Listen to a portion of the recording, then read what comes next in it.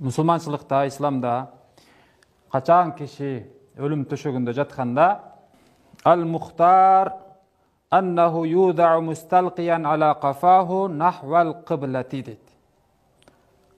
Eң жакшысы аны коюлат, жаткызылат, mustalqiyan чалкасынан ala qafahu. Qafa деп может айтат. Ушул башчысынын аркасы менен кадимкиден чалкалап жаткырылат, нахвал кыблати, кыбла тарапка кылып. Li'annahu aysar bi khuruji ruhihi, ушундай кылуу анын жанын чыгышына жеңил болот дейт. Aysar, жеңилирээк болот. Мына мисал үчүн бул киши азыр биз ушул багыт менен койдук. Бул жак кыбла кадимкидей.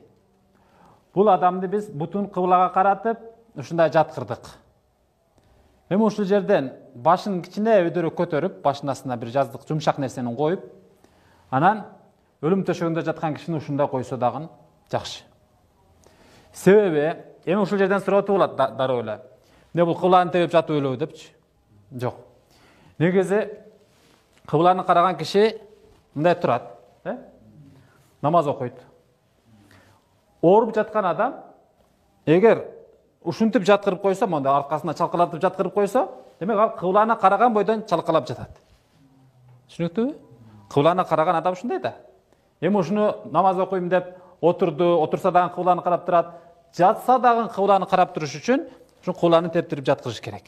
Бирок башын кичине өйдөрөк көтөрүп. Намаз окуйм, ушул намаз окуйм деп калса, ушундай абалда жатып эле окуй берет. Себеби бул кыбланы тебип жаткан жок. Бунун жүзү кыблада. Кыблада карап турган адамды эле монда жаткырып койдук. Түшүнүктүбү? Эми өлүм төшөгүндө жатканда дагы ушундай жатып эме болушу, жан бериши жеңилирээк деп ал-мухтар деп айтылыптыр. Дагы бир жобосу İza uhtudira ar-racul wujjiha ilal qiblati ala shaqqihil ayman. Качан адамга ошо өлүм келсе, hazır болсо, анда аны кыблага каратып жүзүн бурулат, ala shaqqihil ayman, оң капталы менен дейт. Оң капталыга. Эми ошондой түр менен бул жаткырабыз. Кана? Butunu bir yaka kılağız, başını bir yaka kılağız. Töşökte alıp geliniz. Kıblanı karat kıla. Ana, kıblanı karat. Mına uşul görünüş, vujjiha ilal kıbla, kıblaga yüzü buruldu, ala shaqqihil ayman, on kaptalı menen. On kaptalı menen kıblanı karap жаткырылды. Мына ушундай жаткыруу бул сүннөт экен. Li'annaha sunnatun. Ушундай кылуу сүннөт. Эми бул өлүм төшөгүндө жаткан адам чындап эле өтө оор абалда болот. Адам баласы ушунчалык бир чаңкаган абалда, ушунчалык бир баягы жашоого тойбогон абалда ушундай жүзүн көргөзөт. Кала берсе ошол көзүнү жумуп ачканга күчү калбай калат. Илептери кургап баратат, бирок ошону суулап алганга күчү калбай калат. Ошон үчүн мындай абалда өзүнүн жашоосу менен коштошуп жатат, канча арманы жүрөгүндө калды, канча деген көп ойлору бар, ошонун бардыгына көңүл буруу менен бирге бул кишиге биз luqqina şahadatayn. Şahadatayn deb aşhadu an la ilaha illallah ve aşhadu anna Muhammeden abduhu ve rasuluh. Uşul iki şahadatты talqin kılınat. Talqin. Эми ооруп жатканда биз Ясинди окуп тура турган болсок, ошо жеңилирээк болот. Ясинди окуганда ошол жакыныраак келип, катуу үн менен эмес, акырын ошо оголгудай Euzu billahi mineşşeytanirracim. Bismillahirrahmanirrahim. Yasin vel Kur'anil Hakim. İnneke leminel murselin ala sıratin müstakim. Şunday akırın Yasin'de okup durabız. Anan bul kişiге, ey sen ölüp baratasın, kelimeni aytıp kal, beyişke kiresin, aytpasan günökör bolasın. Anda emes. Anda emes. La ilahe illallah, Muhammedur Resulullah. Kozun menen bayağı. Uşunda bir kelimenin ulu ekenini, kelimenin jagımdуу ekenini, kelimenin manilүү ekenini, kelimeni aytsa ошо бешке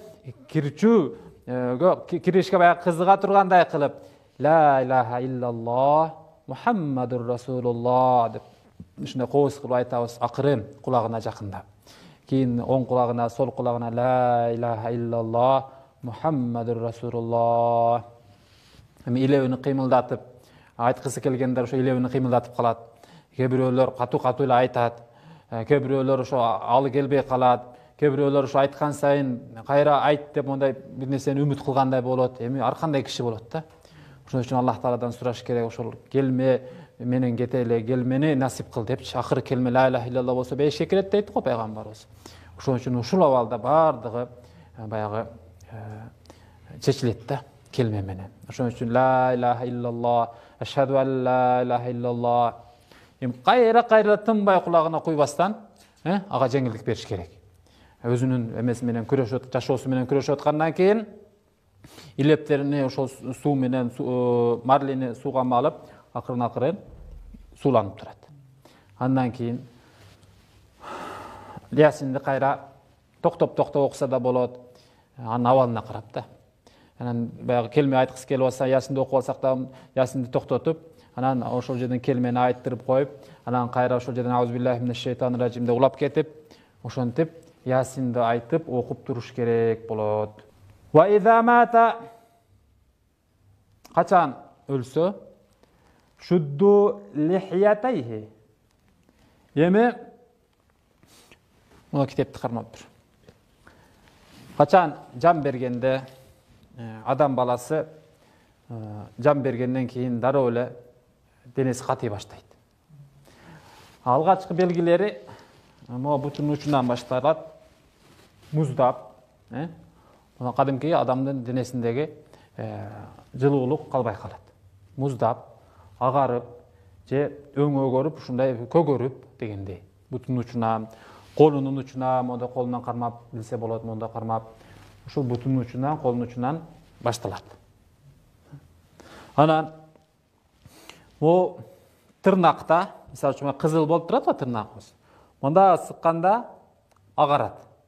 Кайра коюп жүгөрсөң, кайра эле 1-2 секунд ичинде аппак, актыгы жоголуп, кайра кызыл болуп кирет. Демек, адам денесинде кан жүрүп атат. Каза болгон кишинин, каза болуп бараткан кишинин ошонусу дагы кечигип кызарат же ак бойдон кала берет. Себеби каны токтоду.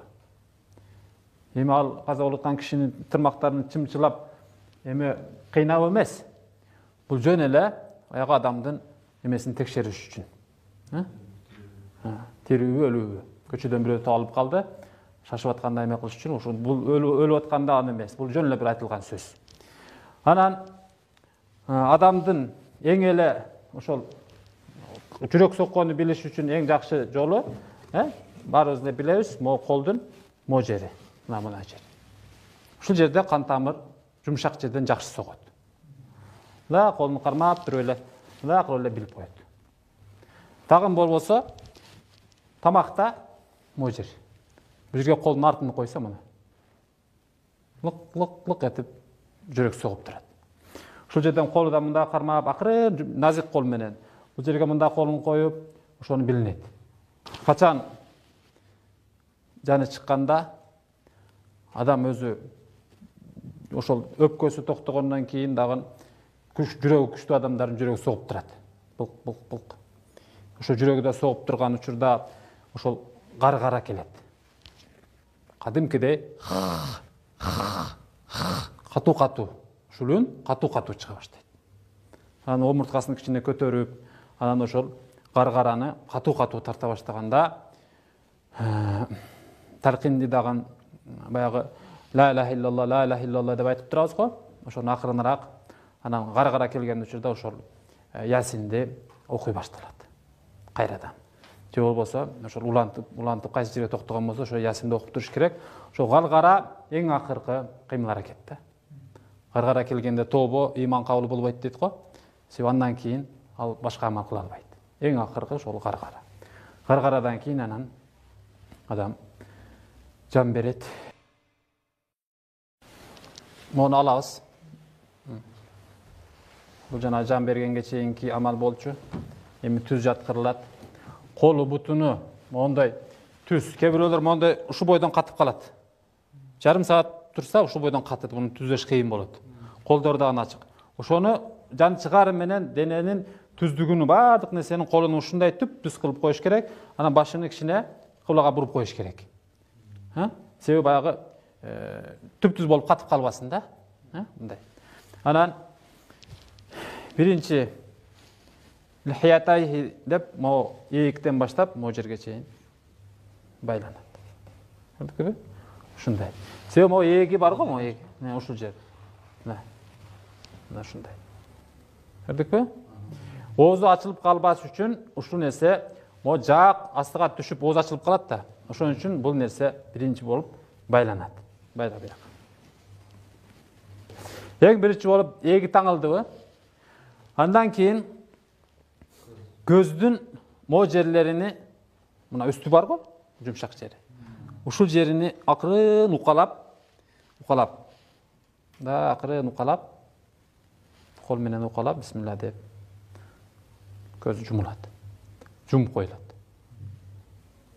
Эгер укалаштын кереги жок болсо, анда мындай эле жаалып коюлат. Инна лиллахи ва инна илайхи ражиун. Жан чыккандан кийин ушул дуаны окуп, анан муну байлап, андан кийин көз жумулат. Акылбы? Анан жаап коюлат. Адамдын буту ошол керилип кетпесин, чоңоюп кетпесин, мындай катып калбаш үчүн кичине жакыныраак кылып, могу жерден байла. Жомо бармагыдан. Биягынан дагы. Байла, кысып эле байла. Дагы. Эми каттуу экен, бирок адамдын буту ушул бири-бирине тийгенге чейин байланат. Мына. Жакын болот. Көрдүкпү? Ушул бармагыны мен атайм могу жерин кесип эметтим, ушинтип байлап коюлат.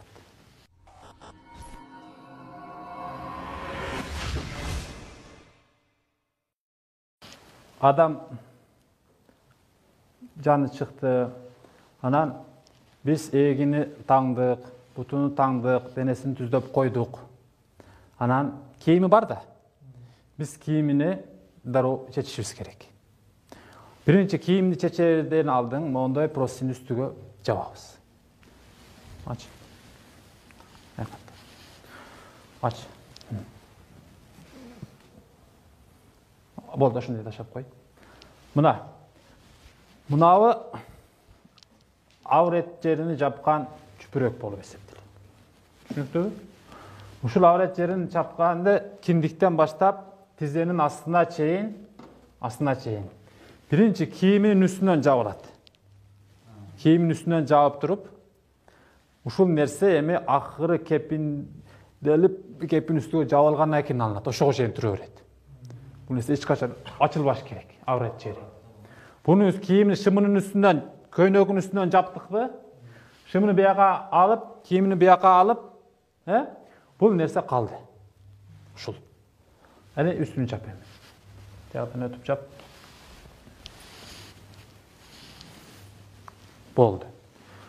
Анан эгер курсагы шишип кетүү мүмкүнчүлүк болсо, ушундай оору менен өлгөн болсо, анын курсагы шишип кете турган, ичи көбүп кете турган. Же болбосо ушундай бир кандай бир коркунучтар болсо, анда бир жеңилирээк ташты же кирпичти чүпүрөккө ороп, курсагынын ортосуна коюлуп коюлат. 300 грамм, жарым килограммга чейин, оор эмес. Ошо курсак көбүп кетпеш үчүн үстүнөн коюлат. Анан каза болгон киши мейли кыш болсун, мейли саратан болсун, мейли жаз болсун, буга эми жалаң шамал жана муздактык керек. Айнектерди ачып, сквозняк кылып, вентилятор коюп, тез аранын ичинде ушуну муздак бойдон кармаш керек. Чөптөн баягы беден үстүнө жаткырат, чекелерине муз коюп коет.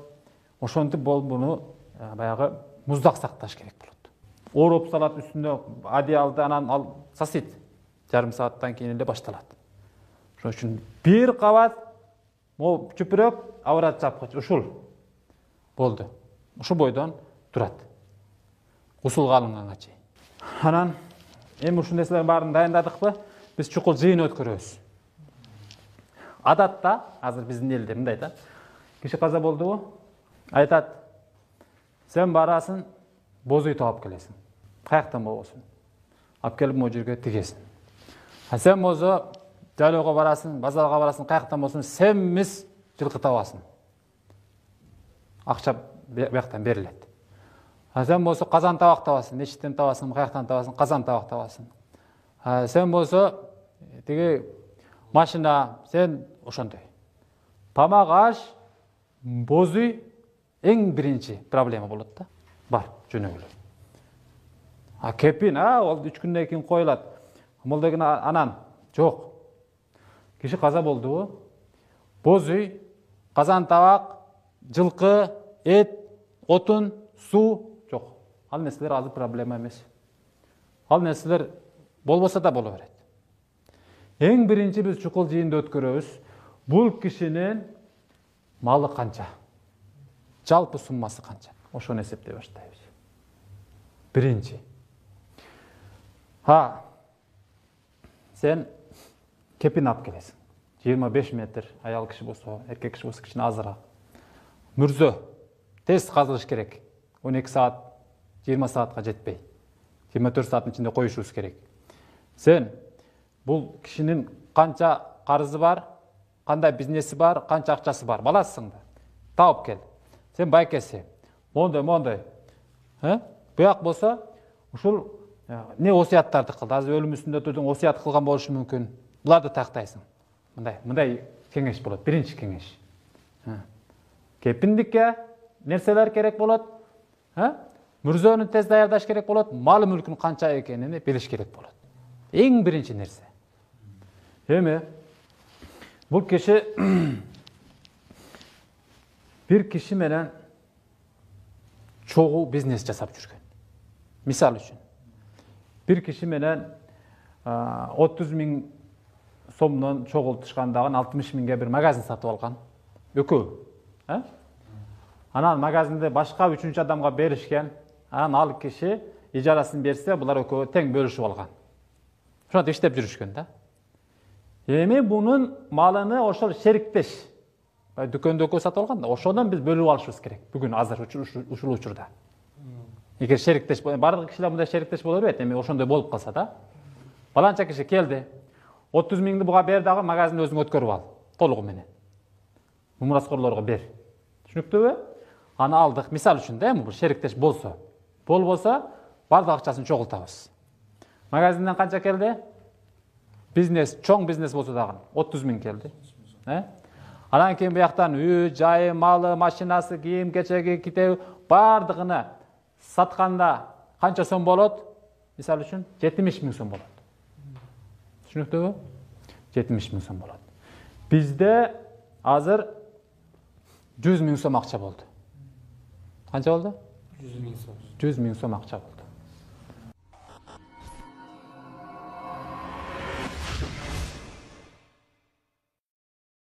Элдер ойлошу мүмкүн. Бул киши каза болор менен булар эмне үчүн анын акчасына келишип кетти депчи.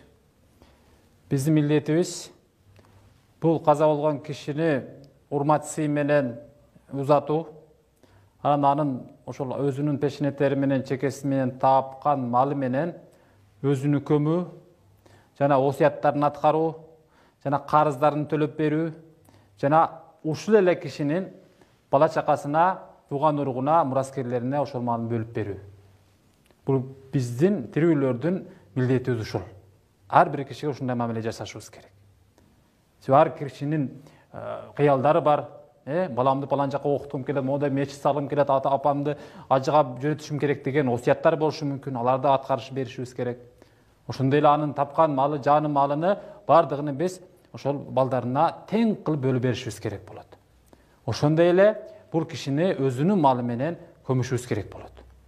Ошон үчүн биз эң биринчиден бул кишинин өзүнүн малынын эсебин чыгарып туруп, тартиптелген 4 эрежени аткарышыбыз керек болот. Биринчиси, ушул өзүнүн азыр жана биз 100 000 сом акчасын чогултурдук, ошол акчасынан өзүнө сарптап, мунун кепин көмүү аракетини кылышыбыз керек. Экинчиден, бул кишинин карызын беришибиз керек.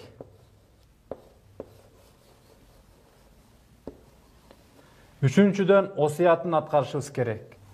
Төртүнчүдөн, бөлүшүү керек. Мурасыны бөлүштүрүп берүү керек.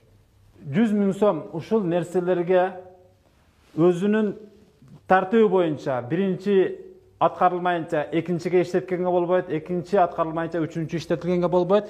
Кысасы өз тартыгы менен ушул 100 000 сом иштелмейинче бир тыйын мен сиз алган кишилер эч ким андан жегенге, иштеткенге, тияк бияка жумшаганга болбойт да. Мына ошон үчүн биз ушундай айтып атабыз. Шарият ушундай айтып атат. Ушул 100 000 сом өзүнүн ушул 4 нерсесиге аткарылгандан кийин, о жерде бөлүү деп турат го. Мураскерлерине бөлүнгөндөн кийин андан ары кандай иштетилсе иштетиле берет. Эми бул кишинин көмүлүүсүнө ушул 100 000 сомдон өзүнүн акчасынан сарптайбыз. Түшүнүктүүбү? Эми сарптайбыз деп турганда бир киши карыз алуучу киши келди дагы. Бул кишиде менин 100 000 сомум бар. Азыр могу 100 000 сомуну чогултупсуңар, мага бергиле. Мен азыр иштеп кетелекти, алышым керек карызды. Силер кантип көмсөңөр ошентип көмгүлө деп карызды улап келсе, эмне кылабыз? Мындай учурда ал кишиге айтабыз, сиз шашпай туруңуз, бул кишинин өзүнүн акчасы менен бул кишини көмөбүз, анан канча калса ошону аласыз. Эмне үчүн мындай? Себеби бул кишинин карыз төлөөсү тирүү кезине салыштырылат. Тирүү кезине кыяс кылынат. Мындайча айтканда, ушул эле киши тирүү кезинде мисалы үчүн карызга батты. Ушунча карызга батты, малын сатты, үйүн сатты, унаасын сатты, бардык нерсесин, идиш аягын бардык нерсесин сатып жүгөрдү да. Бирок карыздан кутула албай койду. 300 сом карыз анын мойнунда турат. Анан эмнесин сатышын билбей караса, кийими бар. Жакшынакай кийими бар. Ошол кийимини сатса, тиякта кардар даяр. 300 сомго алат. Эми шарият ушул чекке чейин барып, ал кишини карыз төлөөдөн тыят. Мейли карыз важип, карызды төлөө керек, зарыл, бирок бул жерден шарият тыят, казы тыят аны. Кой. Сен азыр могу кийимиңди сатып, 300 сом таап, тиги карызыңа төлөбө. Кое тур. Себеби ауратыңды жабыш, кийинип туруш фарз. Сен азыр фарзды аткарып тур. Тиги карыз важиптан аны төлөйсүң. Деп казы ал кишини тыят. Андан кийин ал кишиге казы мөөнөт берет. Ошол доордо орточо иштеген киши канча күндө 300 сом таап алат. Бир жумада болсо бир жума бар иште дейт. Анан ал киши барып ошол кийимини кийип алып, барып иштет, табат, 300 сом таап келип тигиге берет. Андан кийин ошентип кутулат. Демек, адам жылаңач калып канга чейин карыз төлөө милдет эмес болсо, мына каза болгон киши дагы азыр могу 100 000 сомду бардыгын карызга берип койсо, өзү көмүлүшкө акча калбай калып атат да. Ошон үчүн ошо тирүү кезине кыяс кылынып туруп айтабыз, карыз алуучуга токтоп туруңуз, биз буну көмүп келебиз, канча калса ошону аласыз дейт.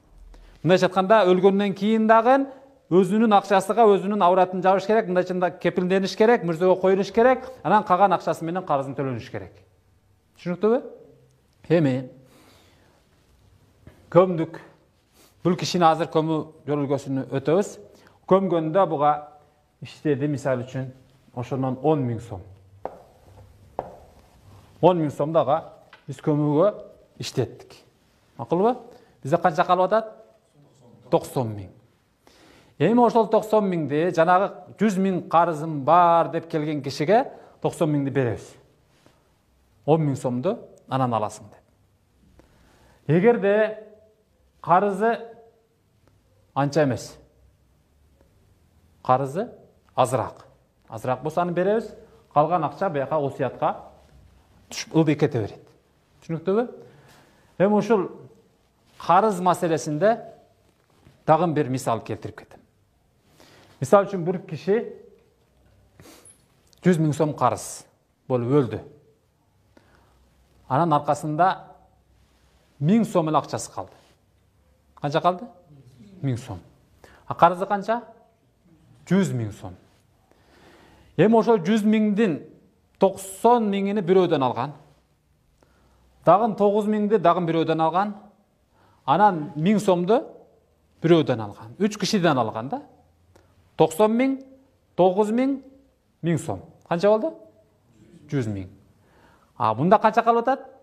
1000 сом калып атат. 100 эсе аз да. Эми ушул 1000 сомду жа 1000 сом алчу кишиге берип, ондан кутулуп туралы азырынча. Бияктан 9 миң алган киши бар, 90 миң алган киши бар. Аларды кийин аласыңар деп айтпайбыз. Бул жерде дагы шарият ушунчалык адилеттүү. Ошол 1000 сомдун 900 сомуну 90 миң алчу кишиге беребиз. Канча калды? 100 сом калды. Анын 90 сомуну, тиги 9 миң алган кишиге беребиз. Канча калды? 10 сом калды. 10 сомду кимге беребиз? 1000 сом алган кишиге беребиз. Мына ар бири өзүнүн ала турган карызынан 100 эсе азын алды. Карызды ушинтип төлөйбүз да. Эми дагы бир суроо туулат. Бул киши эч кандай акча калтырбай кедей абалда өлгөн болсо, буну ким көмөт? Каржысы кимдин мойнуна? Азыр биз жанагынтип көтөрүп, 40 кадамдан коюп сүннөт кылып көтөрүп келгенден кийин биздин мүрзө мындай. Можер мындай ылдыйга түшкөн, анан нары тандырга окшоп, нары кирип кетет да. Анын ичи мондай, ичи тоголок коюла турган жер. Түшүнүктүү эле? Эми могу жерде бир киши турат, кыбланы карап, мондай.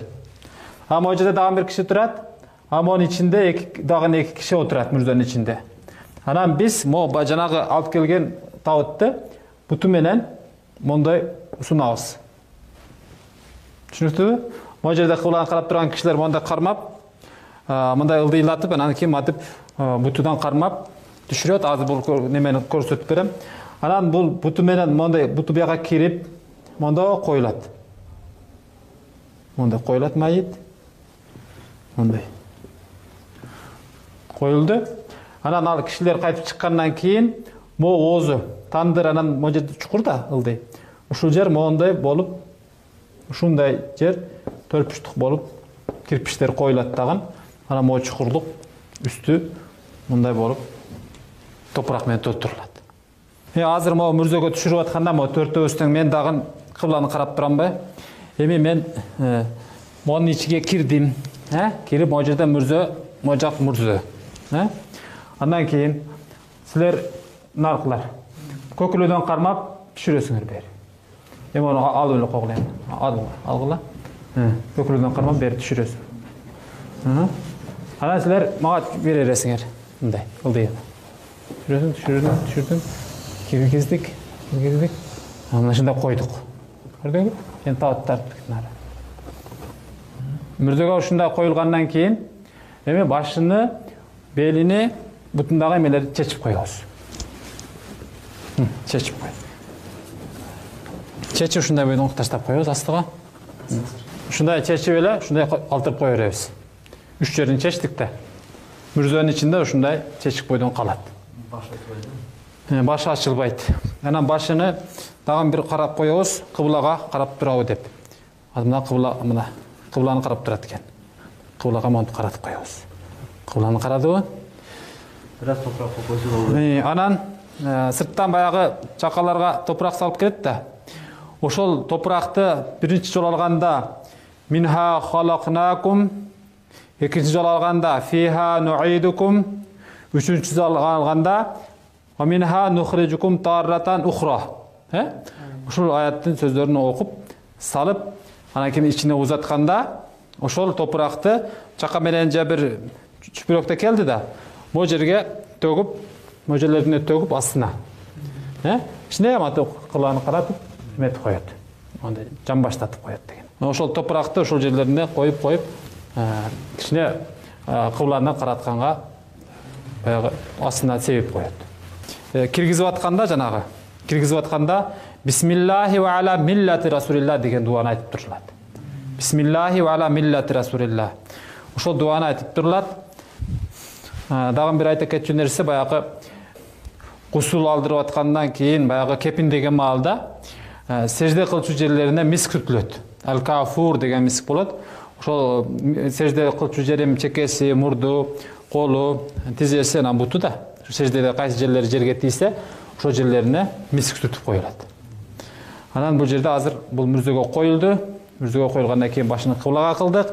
Топуракты биягына төшөдүк. Эми болду. Анан мүрзөдөн чыгылат. Ушу бойдон калат.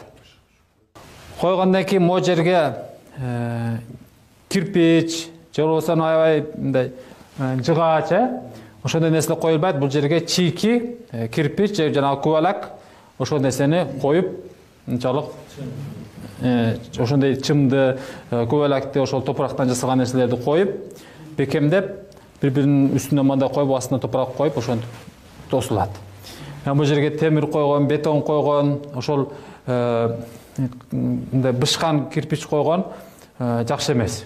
Эгер зарылчылык болсо, мисалы үчүн жер аябай ным болуп, сыз агып турган болсо, суу чыгып турган болсо, чийки кирпичти койсо ал эрип, кайра ичине кирип кеткендей болсо, анда бекемирээк нерсе коюлса болот.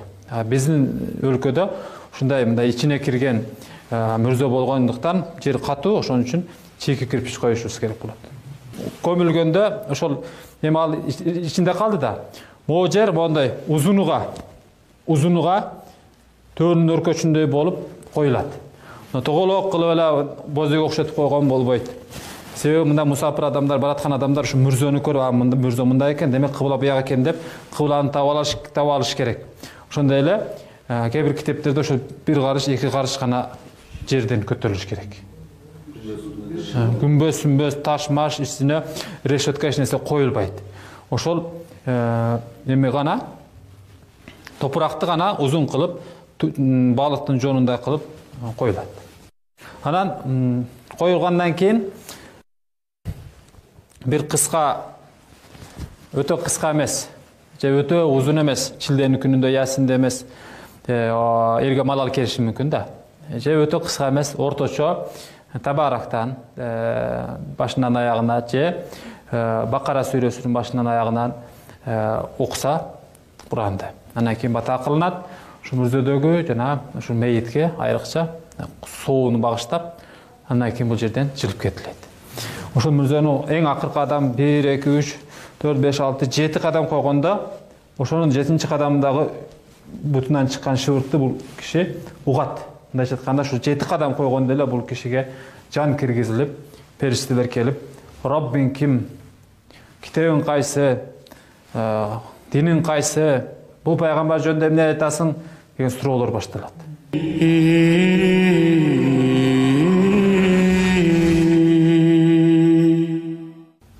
Майытты коюп келдик. Коюп келгенден кийин кыла турган ишибиз калды. Анын мурасын бөлүү. Жогоруда айтылгандай 60 000 сом анын мурасы бар. Эми ошону бала чакасына, тууган ургуна бөлүп беришибиз зарыл болот.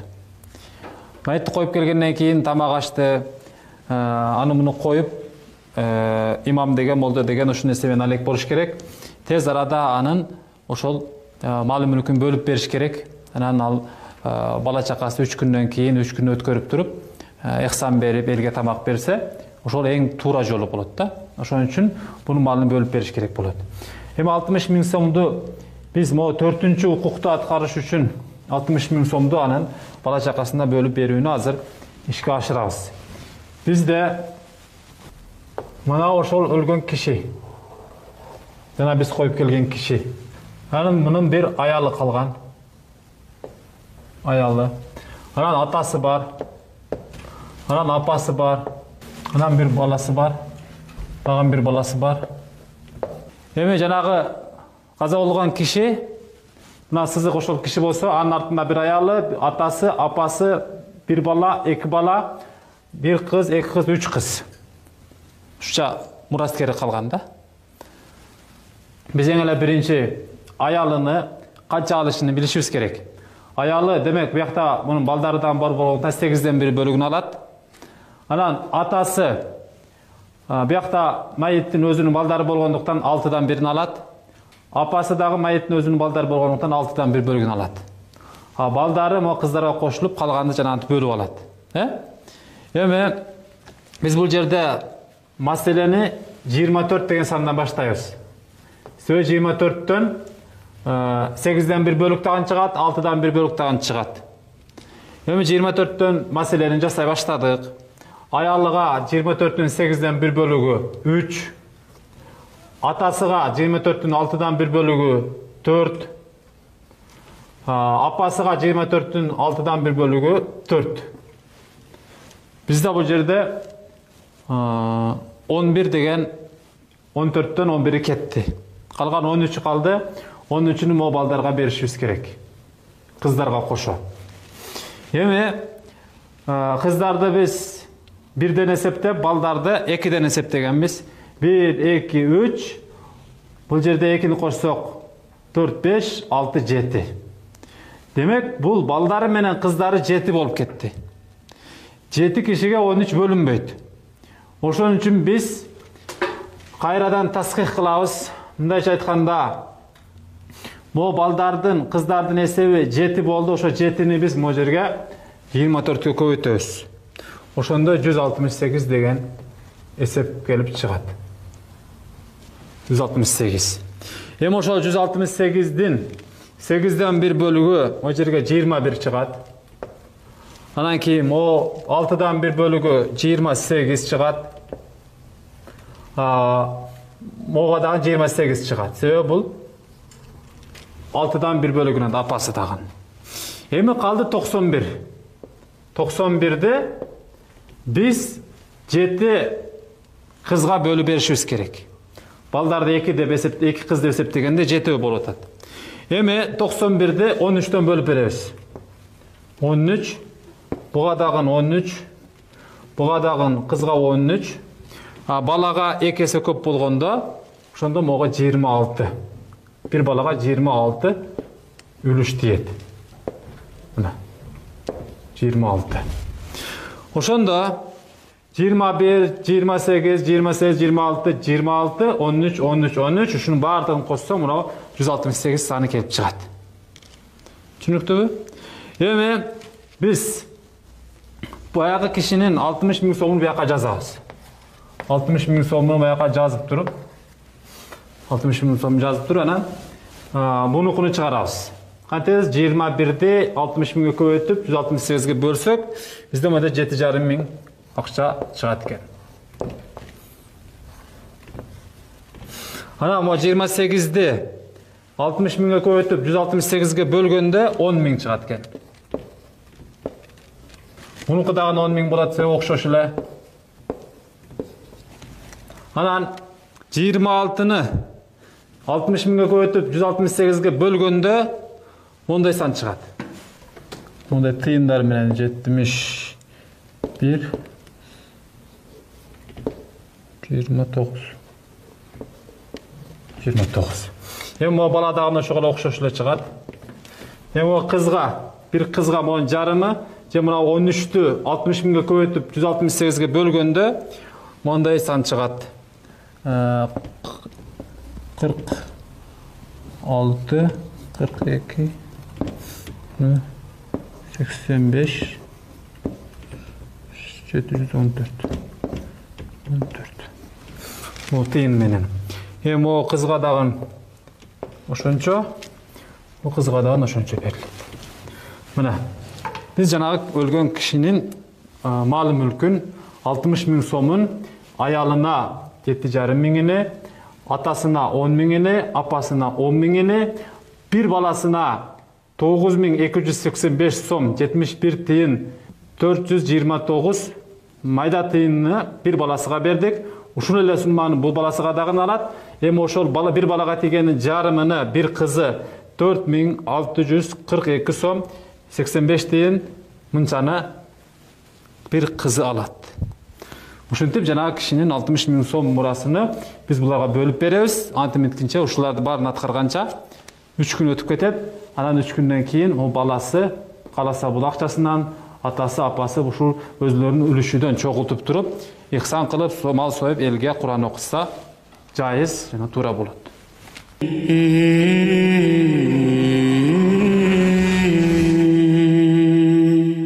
Бизде мындай болбойт, бардыгы эле эрке баласына калат, бир эле баласыга калып кетет. Булар ата энеси, аялы, кыздары таптакыр албайт деген суроо болот да. Анын үчүн биз сулах деген нерсеге амал кылабыз. Сулах деген ыкманы колдонобуз. Сулах эмне? Мейли мо атасы 10 000 сомду албайм, мо баласыга калсын десин. Мо апасы дагы айтсын, мо баласыга калсын. Мо баласы айтты, мен үйлөп, мени жайлап тияктан үй салып берген. Мо бир баласыга кала берсин деп. Бул кыздары турмушка чыгып кеткен. Булар дагы мейли ошо балага калсын десе, бирок ошондой ыраазы болсо дагы бардыгы билиш керек. Мен канчаны ошол иниме кечип атам, канчаны берип атам. Анан мо кызы ошол атасынын бир эле буюмун алса, мисалы үчүн мен мо камчысын алам, же бир мо кийимин алам, же бир балтасын алам. Ушуну мен өзүмдүн үлүшүм 4642 сомдун ордуна алдым. Мейли бул нерсе булна кымбат болсун, арзан болсун, ушуну алайын. Десе мо баласы ыраазы болсо. Мо бир тууганы келди. Бул айтты, мен мо бир эле койду алайын деди. Макул деп ошону алды, бирок ошол койду мынча акчанын ордуна кечип өзүгө ыраазы болуп алып атат да. Кыскасы, ошол эрке баласыга үйдү калтырыш керек болсо, калган чоң балдары, туугандары келип, ошол каза болгон кишинин бир кичинекей нерсесин алып туруп, мен ушунан 10 000 доллар мага тийиш керек эле, ошонун ордуна мен бир гана ушуну алып өзүм ыраазымын деп кетсе, ошентип молордун бардыгы майыттын бир эле кичине нерсесин алып, өзүнүн үлүшүнү ордуна ушуну алдым, мен кийин доом жок деп турган болсо, ошондо гана кичине баласына бардык нерсеси калса туура болот.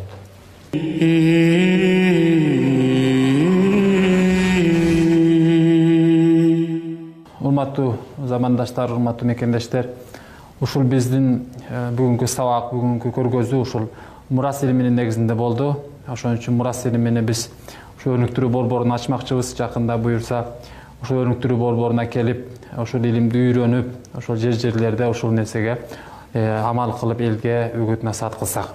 Монда имамдардын дил азыгы деген китеп бар. Ошону биз ушул жерден ушул жазган элек. Бул китепте ошол имамдардын кылар жумушу, имамдардын ошо милдеттери жана укуктары жазылган. Мисалы үчүн бул китепте эмне деген темалар бар десеңиз, кээде акылын жоготуп койгон кишинин имамчылыгы, күрөөгө коюлган нерсенин пайдаланган кишинин имамчылыгы, бир дагы тиши жок кишинин имамчылыгы, мазгап тутунбаган кишинин имамчылыгы, сүннөткө отургузулбаган кишинин имамчылыгы, ошондой эле усул важип болуп калып, имамчылыкка өтүп койсо эмне болот? Ушундай көп имамдардын ушундай бир укуктары.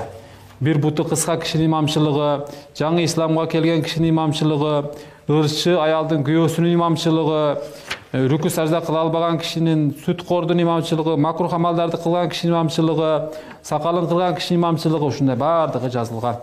Ошол сиздерге сунуштарым ушул имамдардын дил азыгы китебин алып окусаңыздар, ошол имамдарга тиешелүү Ханафи мазхабы негизинде көптөгөн маселелер жазылган. Ассаламу алейкум ва рахматуллахи ва баракатух.